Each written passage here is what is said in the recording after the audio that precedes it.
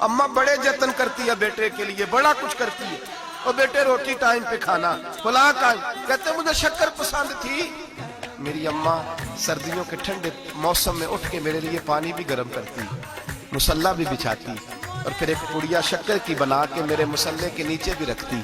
कहती बेटा नमाज पढ़े तो अल्लाह शक्कर देता है। आप फरमाते हैं मैं रोज नमाज की 5 नमाजों के वक्त मुसल्ला उठाता तो पुड़िया शक्कर की मिलती।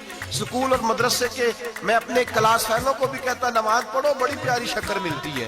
कहते मैं रोज शक्कर खाता।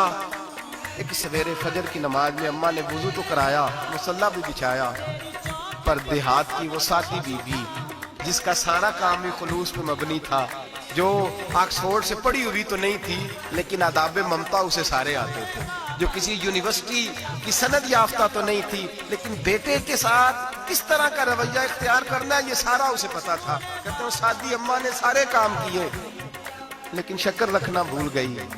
बाबा साहब कहते हैं मैं नमाज पढ़ने लगा तो माँ ने ये भी बताया था कि नमाजी के आगे से नहीं गुजरते, नमाजी के आगे नहीं होते। अब अम्मा कहती है मैं मजबूर हूँ, दर्स भी मैंने दिया है, भूल गई हूँ, अब शक्कर रखने जाऊंगी तो पर्दा खुल जाएगा।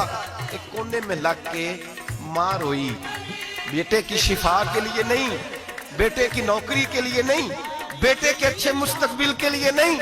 माँ रोई, आंसू बहे तो कहती क्या है, ऐ अल्लाह मैं इसे अपने आगे झुकाने को जतन थोड़ी करती थी, तेरा बनाने का जतन करती थी। ऐ अल्लाह मेहरबानी फरमा, मेरी पर्देदारी कर, अगर राज खुल गया तो मेरा फरीद नमाज ना छोड़ जाए।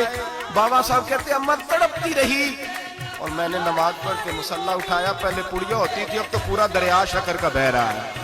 फरमाते हैं मैंने वो उठाई, शक्कर खाई और मैंने चीख के कहा अम्मा जल्दी आ, आज बड़ी लजीज है, आज शक्कर कोई अनोखी है। और आज तो कमाल शक्कर दी है मेरे अल्लाह ने, एक पुड़िया की जगह पूरा दरिया बह रहा है। बाबा साहब रहमतुल्लाह अलैह फरमाते हैं मेरी अम्मा आई और मेरी अम्मा ने बाजू खोले तो माँ की ममता ही बताती है कि अल्लाह की रहमत किस तरह की होती है।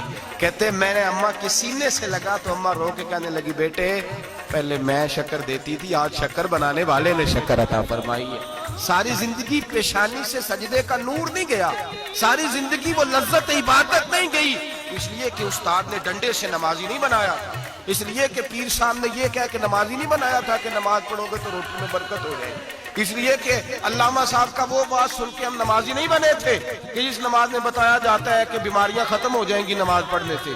अम्मा ने रब से जोड़ने के लिए नमाजी बनाया था।